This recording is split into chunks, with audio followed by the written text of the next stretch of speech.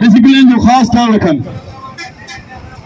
दरिया ख़ातिर पंजाब तोसां ज़मीननि बिस्मिल्लाहिर्रहमानिर्रहीम। मां आहियां अवां जो ख़ादिम मौला थिएबो।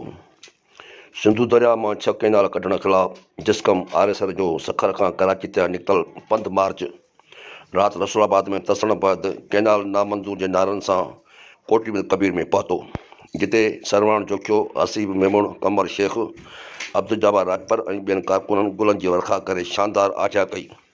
मार्च जी अॻुवाणी असलम खैरपुरी, अब्दुल फताह चन्नू, वहीद सिंधी, अमीर बागी, असद सिंधियार, अली इमरानी, नारी तहरीक जी अॻुवान किरण निज़ामानी ऐं ॿियनि कई।